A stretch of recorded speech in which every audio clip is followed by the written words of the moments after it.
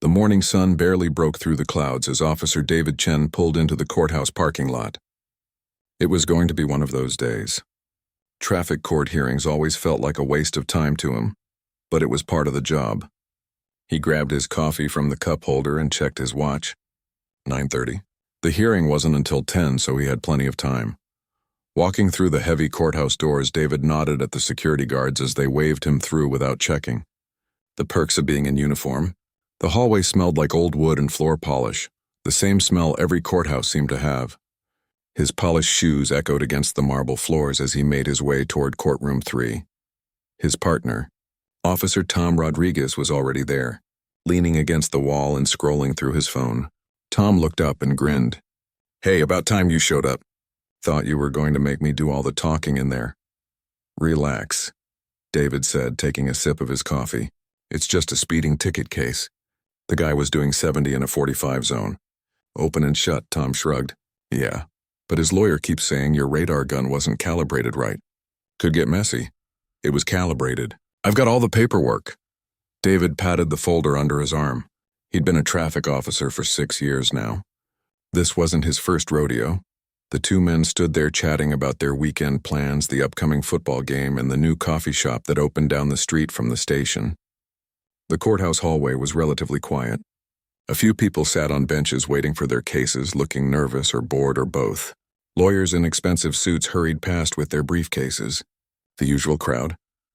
Then David noticed someone approaching from the main entrance. A woman, maybe in her early 40s, wearing a navy blue blazer over a simple white shirt.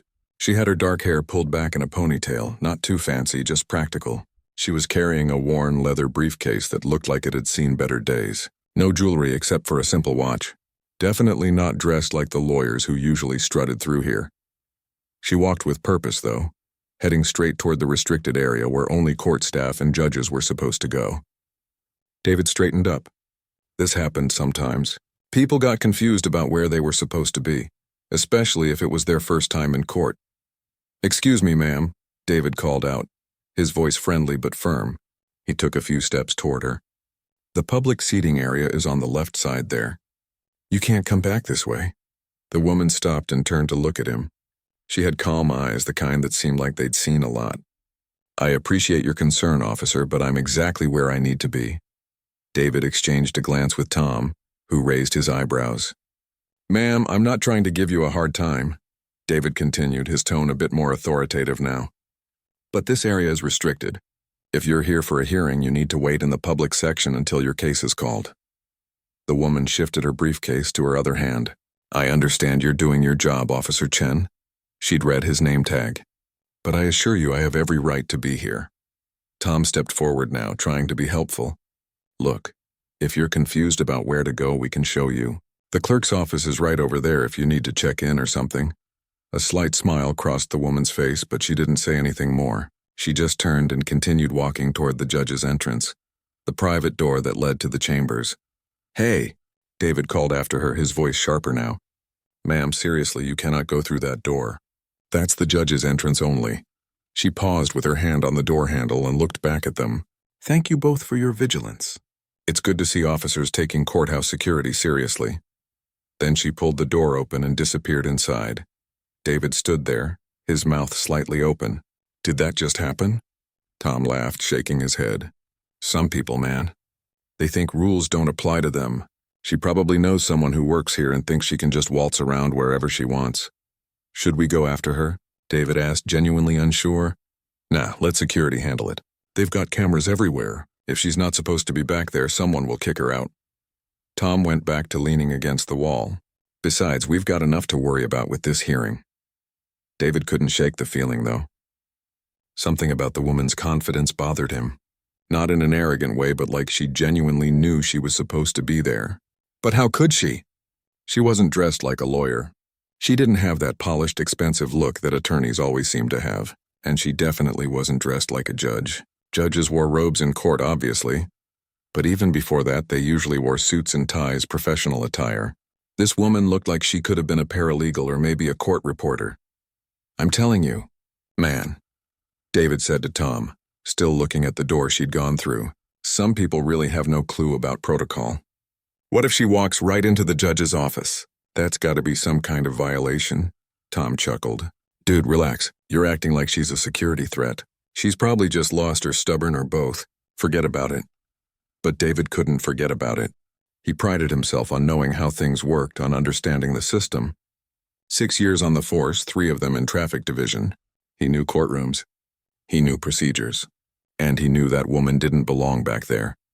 More people started arriving as it got closer to 10 o'clock. The hallway filled with the usual mix of defendants, witnesses, lawyers, and family members. David recognized a few faces, people he'd pulled over who were now here to contest their tickets. Most of them wouldn't win. The evidence was usually pretty clear. The bailiff, an older guy named Robert who'd been working at the courthouse since before David joined the force, emerged from the courtroom. He was carrying a stack of files and had reading glasses perched on his nose. "Morning, officers," Robert said with a nod. "Hey, Robert," Tom replied. "Running late today?" "New judge starting," Robert said. "Always takes a bit longer on the first day. Lots of paperwork and getting things set up." David perked up. "New judge? What happened to Judge Morrison?" "Retired last month." "Didn't you hear?" Robert adjusted his glasses.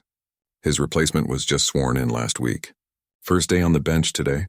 "Huh," David said. "What's the new judge like?" Robert smiled, a knowing kind of smile that made David wonder what he was missing. "You'll see soon enough. Court starts in about 5 minutes." He walked past them and pinned some papers to the bulletin board on the wall. David turned to Tom. "You think Morrison's replacement will be as tough?" "Probably tougher," Tom said. "New judges always try to prove themselves. They come in all strict and by the book until they settle in." The courtroom doors opened and people started filing in. David and Tom followed, taking their usual spots near the front where witnesses and officers typically sat. The courtroom was old but well-maintained, with dark wood paneling and high ceilings. The state flag and American flag stood on either side of the judge's bench, which sat elevated above everything else. David settled into his seat and opened his folder, reviewing his notes one more time. Speed trap on Highway 42. Radar gun calibrated that morning. Clear weather. The defendant had been driving a silver Honda, doing 70 in a 45 zone. No excuses, no emergencies, just speeding. The bailiff, Robert, moved to the front of the courtroom. Everyone was seated now, about 30 people in total. Some were here for traffic violations, others for small claims cases, a few for preliminary hearings on bigger matters. Robert cleared his throat. "All rise for the Honorable Judge Catherine Walsh." David stood automatically, his eyes fixed on the door behind the bench where the judge would enter. He was expecting to see someone in their 60s, maybe. Probably a man based on nothing more than the fact that most judges he'd dealt with were men. Then the door opened, and the woman from the hallway walked in, wearing full judicial robes, carrying herself with quiet authority as she moved to take her seat behind the bench. David's brain couldn't process what his eyes were seeing. The woman he'd just stopped in the hallway, the one he'd told to sit in the public section, the one he'd warned about going through the restricted door, was now sitting behind the judge's bench. In robes, as the judge, he felt the blood drain from his face.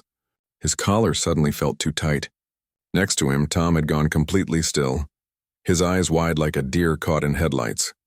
They were both standing at attention like everyone else in the courtroom, but David's legs felt weak. Judge Catherine Walsh settled into her seat with the ease of someone who belonged there. She arranged some papers in front of her, took a moment to look around the courtroom, and then spoke in a clear, steady voice. "Please be seated." The sound of 30 people sitting down filled the room. David lowered himself into his chair slowly, trying to make himself as small as possible. Maybe she wouldn't remember him. Maybe she dealt with so many people every day that one interaction in a hallway wouldn't stick in her mind. Maybe he'd get lucky. "Good morning, everyone," Judge Walsh said, her voice carrying easily through the courtroom. "For those of you who don't know me yet, my name is Judge Catherine Walsh. I was appointed to this position 3 weeks ago, and today is my first day presiding over this courtroom. Judge Morrison, who many of you may have appeared before. I retired last month after 15 years of dedicated service." She paused, letting that sink in. David's mind was racing. First day? This was her first day, and he'd already managed to insult her. Not even insult, really. Worse. He'd treated her like she didn't know what she was doing. like she was some confused citizen who'd wandered into the wrong part of the building. "I want you all to know," Judge Walsh continued, "that I take this responsibility very seriously. Everyone who comes through these doors deserves to be heard fairly and treated with respect, regardless of the nature of their case.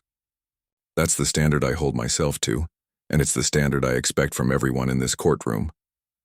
Tom leaned over and whispered so quietly David almost didn't hear it. "We're dead." David didn't respond. He couldn't. His throat felt dry. He reached for the water bottle he'd brought, but his hand was shaking slightly, so he pulled it back. The last thing he needed was to draw attention to himself by fumbling with a water bottle. The bailiff, Robert, handed Judge Walsh a stack of files. She thanked him with a small nod and opened the first one. David noticed that Robert had that same knowing smile from earlier. Of course he'd known. He'd probably watched the whole thing in the hallway and said nothing. The old guy must have been enjoying this. "Let's begin with case number 2024-TRF-3812, Judge Walsh announced, reading from the file. State versus Dennis Kowalski. Failure to stop at a red light." An older man in the back stood up nervously and made his way to the front. His lawyer, a young woman in a gray suit, walked with him. They both approached the defendant's table. David watched as Judge Walsh handled the case. She was thorough, asking questions about the intersection, the timing of the light, whether there were any obstructions to the driver's view. She listened carefully to the officer who'd written the ticket, a guy David knew from the East Precinct. Then she listened to the defendant's explanation about how the light had just turned yellow when he entered the intersection. After reviewing the evidence and the officer's dashcam footage, Judge Walsh made her ruling. She reduced the fine, noting that while the defendant had technically violated the law, the circumstances suggested it wasn't reckless behavior. Fair, David thought. Tough but fair. The next few cases went similarly. Judge Walsh was efficient but not rushed. She gave each person time to speak, asked relevant questions, and made decisions that seemed based purely on the facts. David found himself almost forgetting about his earlier mistake as he watched her work. Almost. Then Robert called out. Case number 2024-TRF-3847. State versus Brian Murphy. Excessive speeding. David's stomach dropped. That was his case. The one he was here to testify for. "Officer Chen," Judge Walsh said, looking directly at him for the first time since entering the courtroom. "Please approach and take the witness stand." David stood up, willing his legs to work properly. Tom gave him a look that was equal parts sympathy and relief that it wasn't him going up there. David walked to the witness stand, very aware that every eye in the courtroom was on him. He placed his right hand on the Bible that Robert held out. "Do you swear to tell the truth, the whole truth, and nothing but the truth?" Robert asked. "I do," David managed to say, his voice coming out steadier than he felt.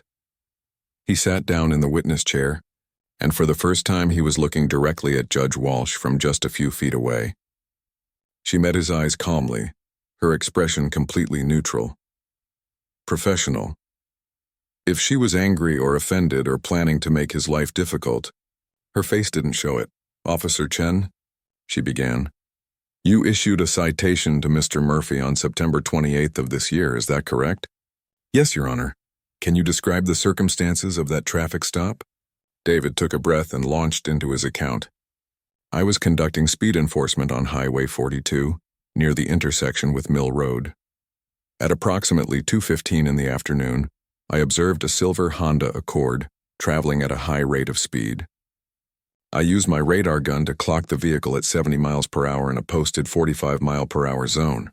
Judge Walsh was taking notes. "And what happened next?" "I initiated a traffic stop. The driver pulled over safely. I approached the vehicle, informed him of the reason for the stop, and asked for his license and registration. He provided both without issue. I explained that he was going 25 miles over the speed limit and issued him a citation. Was there any reason given for the excessive speed?" "No, Your Honor. When I asked if there was an emergency, he said no. He stated he was just trying to get home." The defendant's lawyer, a middle-aged man in an expensive-looking suit, stood up. "Your Honor, if I may, we're not disputing that my client was speeding. What we're questioning is the accuracy of Officer Chen's radar gun. We believe it may not have been properly calibrated." Judge Walsh turned her attention to the lawyer. "Do you have evidence to support that claim?" "We'd like to see the calibration records for the device used that day." David felt a small surge of relief. This was the one thing he'd been meticulous about. Your Honor, I have the calibration records right here. He pulled out a folder from the stack he'd brought with him. The radar gun was calibrated that morning at 7:30 a.m. before my shift began. It was also tested again at the end of my shift at 4 p.m. Both tests showed the device was functioning within the acceptable parameters. He handed the papers to Robert, who passed them to Judge Walsh. She studied them carefully, taking her time. The courtroom was quiet except for the sound of papers rustling and someone coughing in the back row. These appear to be in order, Judge Walsh said finally. Officer Chen, how long have you been conducting traffic enforcement? 3 years, Your Honor. And how often are these devices calibrated? Every day before and after use, Your Honor. It's department policy. We also send them in for professional calibration every 6 months. Judge Walsh nodded, making another note. Then she looked at the defendant's lawyer. Counselor, do you have any other questions for Officer Chen? The lawyer stood again. Officer Chen, isn't it true that radar guns can sometimes give false readings if they're not aimed properly? That's possible, David admitted. But I've been trained in the proper use of the device. I had a clear line of sight to the vehicle, no obstructions, and the reading was consistent for several seconds before I initiated the stop. But you can't be 100% certain, can you? David kept his composure. I'm certain that I followed proper procedures and that the equipment was functioning correctly. The reading was clear and accurate. The lawyer asked a few more questions, trying to poke holes in David's testimony, but David had done this enough times to know how to answer. He stuck to the facts, didn't speculate, and remained professional throughout. Finally, Judge Walsh held up her hand. I think we've covered this sufficiently. Officer Chen, you may step down, but please remain available in case I have additional questions. David returned to his seat, his shirt damp with sweat despite the courthouse air conditioning. Tom gave him a subtle thumbs up. At least he hadn't completely embarrassed himself on the stand. Judge Walsh listened to the defendant's testimony next, then took a few minutes to review all the evidence. The courtroom waited in silence. David found himself watching her, trying to read her expression, but she was impossible to decipher. She was completely focused on the case in front of her, nothing else. When she finally looked up, she addressed the entire courtroom. Based on the evidence presented, I find that Officer Chen followed proper procedures. The radar device was properly calibrated and functioning correctly, and the defendant was indeed traveling at 70 miles per hour in a 45-mile-per-hour zone. The citation will stand. Mr. Murphy, you'll need to pay the fine as stated on your ticket within 30 days. The defendant looked disappointed but nodded. His lawyer gathered his papers and they both left the courtroom quietly. David exhaled slowly. She'd ruled in his favor based purely on the evidence. No favoritism, no revenge for the hallway incident. Just the facts and the law. He felt a strange mix of relief and growing respect. Judge Walsh continued through the morning docket with the same steady professionalism. A parking violation. A dispute over a fender bender. Another speeding ticket. David sat in his seat watching her handle each case with careful attention. She didn't rush anyone. She didn't talk down to people. She just listened, asked questions, and made decisions. Tom leaned over during a brief pause between cases. We dodged a bullet, man. Did we, though? David whispered back. He couldn't shake the feeling that something was coming. The hearing had gone fine, but the hallway incident still hung over him like a dark cloud. She hadn't brought it up, hadn't even acknowledged it, but that didn't mean she'd forgotten. After about 90 minutes, Judge Walsh looked up from her papers.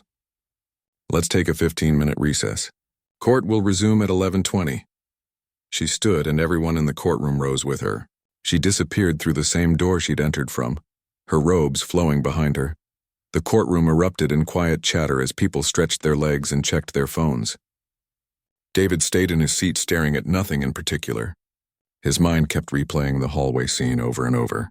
The way he'd called after her, the condescending tone he'd said, the assumption that she didn't belong. You okay? Tom asked, noticing David's expression. Yeah, just thinking. About what? David hesitated. About how I treated her this morning. Before court. I was such an idiot, Tom shrugged. You didn't know who she was. How could you? She wasn't wearing robes or anything. Could have happened to anyone. That's not really the point, though, is it? David said quietly. Before Tom could respond, Robert the bailiff walked over to them. His weathered face was neutral, but his eyes held something that might have been amusement.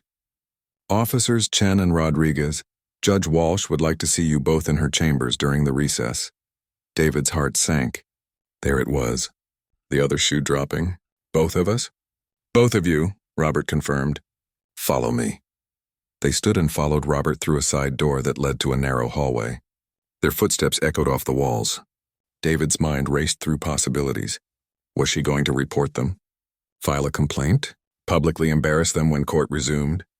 He'd heard stories about judges who held grudges, who made life difficult for people who'd crossed them. Robert stopped at a door marked Judge's Chambers and knocked twice. "Come in," came Judge Walsh's voice from inside.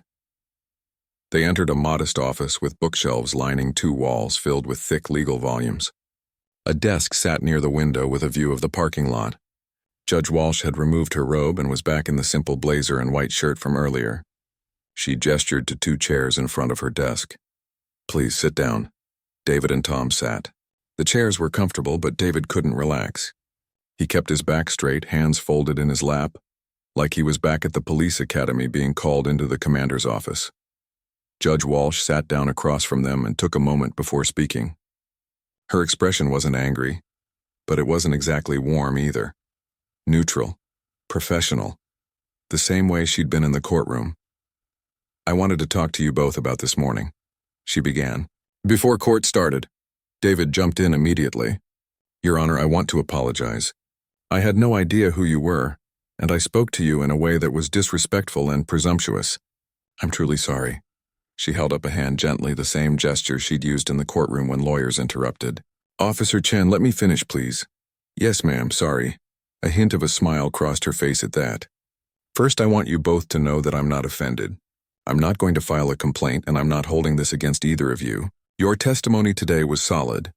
Your evidence was well documented, and you conducted yourself professionally on the stand. That's what matters in terms of your job performance." David felt some of the tension leave his shoulders, but he could tell she wasn't finished. "However," she continued, "I do want to address what happened because there's an important lesson here. One that I think both of you need to hear." Tom spoke up for the first time. "Your Honor, if I may, I think we both realize we made assumptions we shouldn't have made." "You did," she agreed. "But it's more than just assumptions about me specifically. Let me ask you something, Officer Chen. Why did you assume I didn't belong in the restricted area?" David thought about it. "I guess because you weren't dressed like the lawyers usually are. And you didn't look like the judges I've worked with before." "What do judges look like?" The question hung in the air. David realized how foolish any answer would sound. "I don't know. I had an expectation, I guess." Judge Walsh nodded. "Expectations based on what you've seen before. That's natural. We all do it. Our brains like patterns. They help us make quick decisions. But here's the problem. When we let those patterns become rigid assumptions, we stop seeing people as individuals. We see them as categories." She leaned forward slightly. "I've been practicing law for 20 years. 15 years as a prosecutor, 5 in private practice. I've tried over 200 cases. I've argued before the state Supreme Court. I worked my way through law school as a single mother with 2 kids at home. And this morning, within 30 seconds of seeing me, you decided I didn't know where I was going in a courthouse." David felt his face flush. Hearing it laid out like that made it sound even worse than he'd thought. "The thing is," Judge Walsh continued, "I get it. I really do. When I was a young prosecutor, I made similar assumptions about people. I remember once assuming a man in casual clothes waiting outside a courtroom was a defendant, only to find out he was actually a highly respected defense attorney who just preferred to dress comfortably. I felt about 2 inches tall. But I learned something that day." "What's that?" Tom asked, genuinely curious now. "That everyone deserves the same baseline of respect regardless of how they look or where we think they belong, not because they might surprise us with who they are, but because it's simply the right thing to do." She paused, letting that sink in. "You're police officers. You interact with dozens, maybe hundreds of people every week. Some of them are having the worst day of their lives when you meet them. Some are scared. Some are confused. Some are angry. And yes, some are actually doing something wrong. But each one of them is a complete person with a full life you know nothing about." David nodded slowly. He'd never thought about it quite that way before. Judge Walsh stood and walked to her bookshelf, pulling out a worn copy of a legal text. My very first day as a prosecutor, my boss gave me this book. But before he handed it to me, he told me something I've never forgotten. He said, the law is about justice, but justice is about people. Never forget that the files on your desk represent real human beings with families and fears and hopes. The moment you start seeing them as just cases, you've lost something essential. She placed the book back on the shelf. I'm telling you the same thing now. Every person you pull over, every person you interact with in your job, they're not just a traffic violation or a suspect or a witness. They're someone's parent or child or friend. They have bad days and good days. They make mistakes. Just like we all do. Tom shifted in his chair. Your Honor, I think I speak for both of us when I say we hear you. And we appreciate that you're taking the time to explain this instead of just, throwing the book at us. I considered it, Judge Walsh said with a slight smile. But here's what I decided. You both seem like good officers who made a mistake based on assumptions. That's fixable. What concerns me more is officers who never question their assumptions, who go through their entire careers treating people based on snap judgments. That's when real problems happen. That's when innocent people get hurt. She sat back down at her desk. So here's what I want from you both. I want you to think about this conversation the next time you're about to make an assumption about someone. It doesn't mean you stop being cautious or alert. Your safety matters and there are real dangers in your job. But there's a difference between being professionally vigilant and being dismissive or disrespectful. David found his voice again. Your Honor, I can promise you that I've learned something today. Something important. And I won't forget it. Neither will I, Tom added. Judge Walsh studied them both for a moment, then nodded. I believe you. And I genuinely hope we can work together professionally going forward. This courthouse functions because we all do our jobs well. Officers, prosecutors, defense attorneys, judges, clerks, bailiffs, we're all parts of the same system. When any part of that system stops treating people with dignity, the whole thing suffers. She glanced at her watch. We should get back. Recess is almost over, and I've got about 15 more cases to get through today. They all stood. As David and Tom headed for the door, Judge Walsh called out one more time. Officers, one more thing. They turned back. Thank you for being willing to listen. That's actually rarer than you might think. A lot of people would have gotten defensive or dismissive. The fact that you're both taking this seriously tells me you're the kind of officers we need. David felt something strange. Not quite pride, but maybe something close to it. Relief mixed with genuine respect for the woman sitting across from them. Thank you, Your Honor, for giving us a chance to learn from this. As they walked back to the courtroom, Tom let out a long breath. That could have gone way worse. Yeah, David agreed. But honestly, I'm glad it happened the way it did. She could have embarrassed us in front of everyone, but instead she talked to us like adults, like we were worth the effort of teaching something too. She's going to be a good judge, Tom said. David nodded. Yeah, she really is. The rest of the court session passed quickly. David and Tom returned to their seats, and when Judge Walsh came back out, she handled the remaining cases with the same careful attention she'd shown all morning. Nothing in her demeanor suggested anything unusual had happened during the recess. To everyone else in the courtroom, it was just another day of traffic court, but for David, everything felt different. He watched Judge Walsh interact with each person who came before her, and he started noticing things he'd missed before. The way she made eye contact with nervous defendants, putting them at ease before asking questions. How she explained legal terms in plain language when someone looked confused. The patience she showed an elderly man who kept forgetting which question he was supposed to answer. When the last case wrapped up around 1 in the afternoon, Judge Walsh thanked everyone for their time and dismissed court.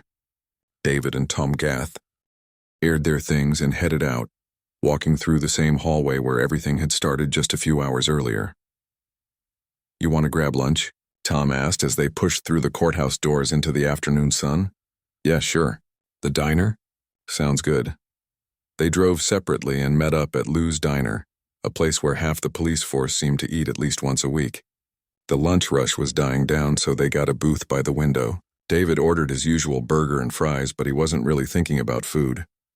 You've been quiet, Tom said after the waitress walked away. David stared out the window at the parking lot. Just thinking about what she said. About assumptions, yeah, that was pretty heavy. Tom took a sip of his water. But she was right, I know she was right. That's what's bothering me. David turned to look at his partner.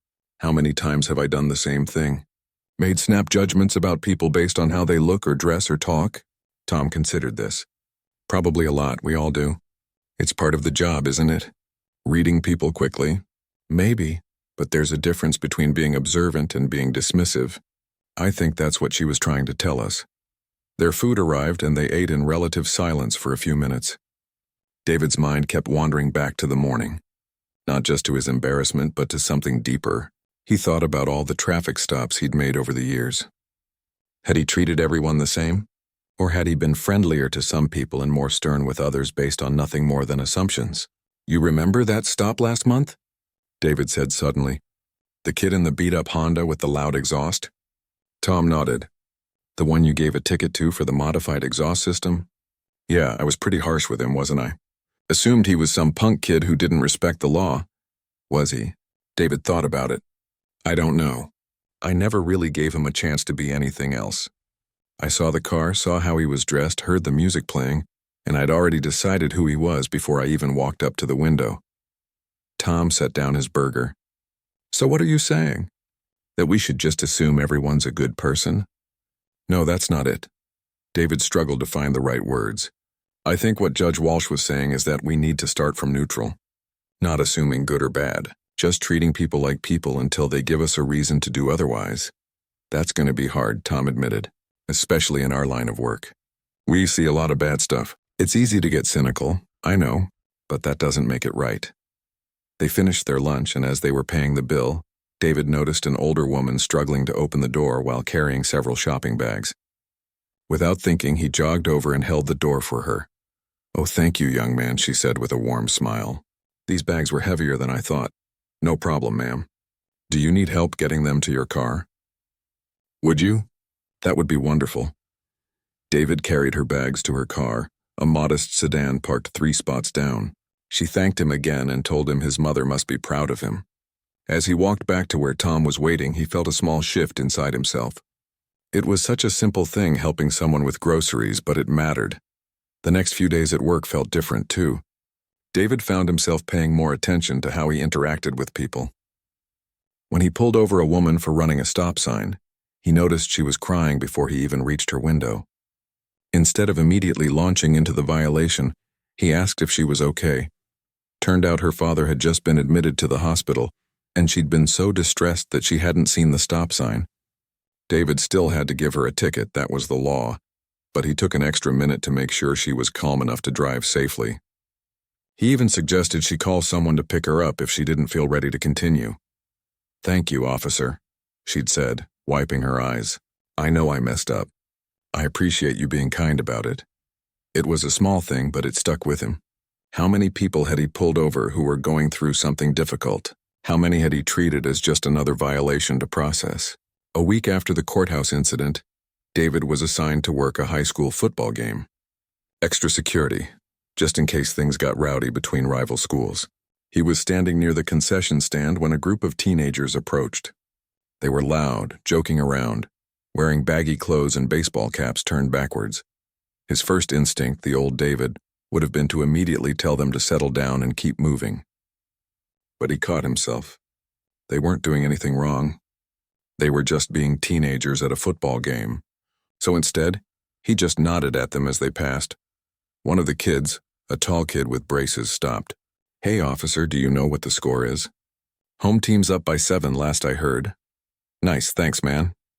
The kid grinned and rejoined his friends. Such a simple interaction, but it felt like progress. David realized that the kid had felt comfortable enough to approach him and ask a question. That wouldn't have happened if David had been standing there looking stern and unapproachable. Later that week, he ran into Robert, the bailiff from the courthouse. They were both getting coffee at the same shop near the station. Officer Chen, Robert said with a nod. How have you been? Good, Robert. Hey, can I ask you something? Sure, shoot. How long have you known Judge Walsh? Robert smiled knowingly. About 3 years. She used to practice at the firm across from the courthouse. I'd see her coming and going pretty regularly. She always had time to say hello, ask about my family, never acted like she was too important to chat with the bailiff. What made her decide to become a judge? From what I understand, she got tired of fighting individual cases. She wanted to have a broader impact on how justice gets delivered. Thought she could do more good from the bench? Robert stirred sugar into his coffee. Between you and me, I think she's going to be one of the best judges this courthouse has ever seen. She actually cares about getting it right, not just moving cases through the system. David nodded. I believe that. She could have really come down hard on me and Tom for what happened. Instead, she turned it into a teaching moment. That's Catherine for you, Robert said. She believes people can learn and grow. Not everyone does, you know. Some folks think people are just who they are, and that's that. But she's seen too many lives change to believe that. They talked for a few more minutes before going their separate ways. As David drove back to the station, he thought about what Robert had said. People can learn and grow. He wanted to believe that about himself. He wanted to be better than he was a week ago. That afternoon, David was called to a domestic disturbance. These calls always made him tense. You never knew what you were walking into, and emotions were usually running high. When he arrived at the apartment building, he could hear shouting from the third floor. He climbed the stairs quickly, hand near his radio. The door to apartment 3C was half open. Inside, a man and woman were arguing loudly. David knocked firmly on the doorframe. Police. I need you both to step back and calm down.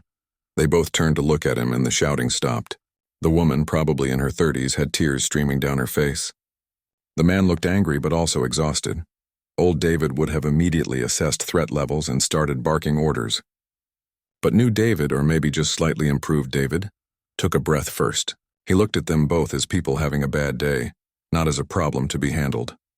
Okay, he said in a calmer voice. Let's all take a breath.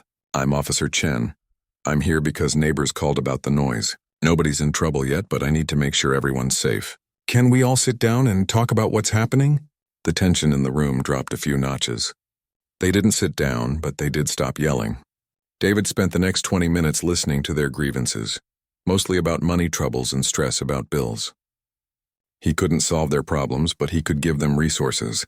He had a card for a free financial counseling service in his wallet, and he gave it to them.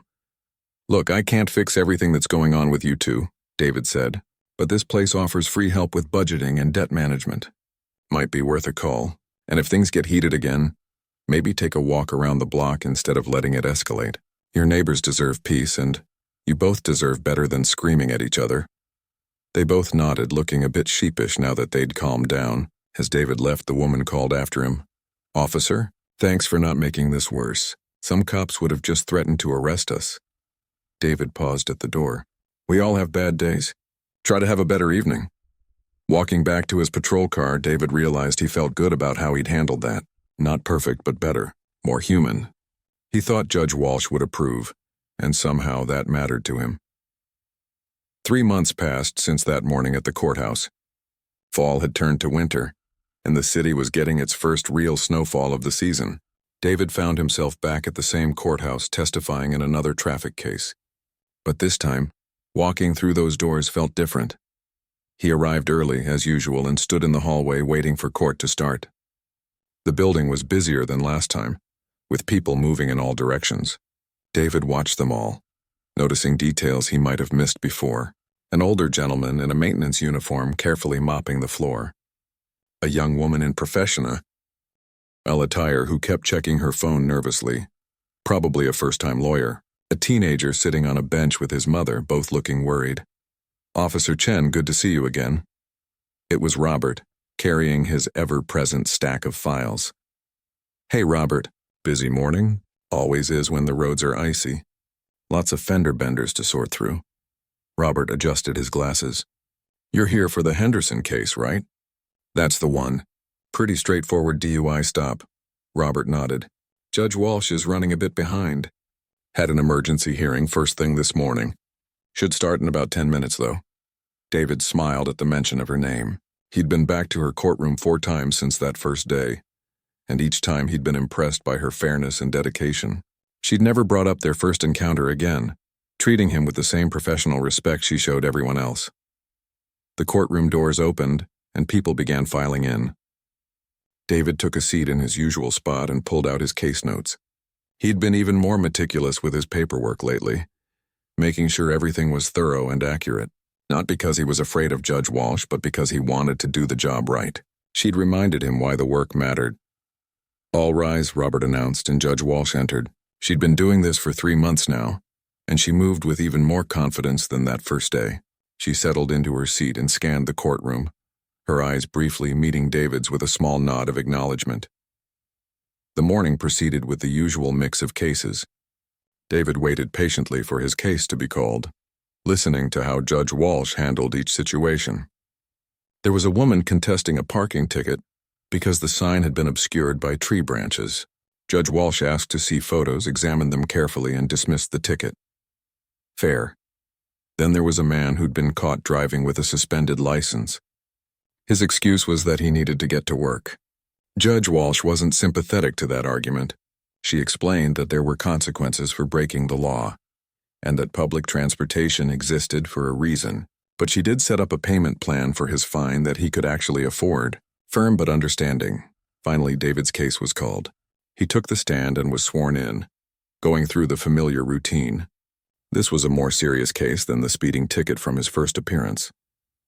He'd pulled over a driver who'd been weaving between lanes, and the breathalyzer had shown a blood alcohol level well above the legal limit.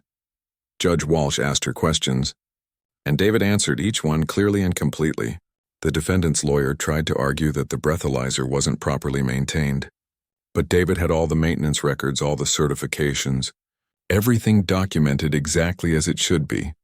When the testimony concluded, Judge Walsh took a moment to review her notes before ruling. Based on the evidence presented, I find that Officer Chen conducted a lawful traffic stop with probable cause, properly administered the field sobriety test and breathalyzer, and followed all required procedures. The defendant's blood alcohol level was 0.12, well above the legal limit. Mr. Henderson, you put lives at risk that night, including your own. This court takes that very seriously. She sentenced the man to the mandatory minimum, which included license suspension, fines, and required alcohol education classes. It was a tough ruling, but it was the right one. As David stepped down from the witness stand, he caught Judge Walsh's eye for just a second. There was a mutual understanding there, a professional respect. After court wrapped up, David was heading toward the exit when he heard his name called. He turned to see Judge Walsh standing in the hallway, now without her robes, back in regular professional clothes. "Officer Chen, do you have a minute?" "Of course, Your Honor." They stepped to the side out of the flow of foot traffic. She had a thoughtful expression on her face. "I wanted to tell you something," she said. "Over the past few months, I've read through all the case files where you've been the arresting or citing officer. I do this with all officers who regularly appear in my courtroom, just to get a sense of their work." David felt a flutter of nervousness. "Okay. Your reports have always been thorough, but lately they've been exceptional. More detailed, more careful about documenting not just what happened, but the context around it. You're noting things that many officers don't bother with, things that help me make better informed decisions." David felt a warmth spread through his chest. "Thank you, Your Honor. That means a lot. I also heard from Robert that you've been helping out with the community outreach program at the youth center." "Oh, that." David felt a bit embarrassed. "It's just once a month.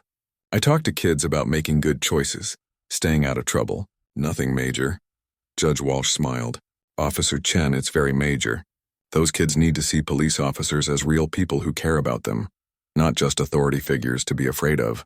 You're helping build that bridge." "I guess I just wanted to do more than write tickets," David admitted. "After our conversation that first day, I started thinking about the bigger picture, about how the job isn't just about enforcing laws, but about helping the community." "That's exactly right." She paused as if considering whether to say something more.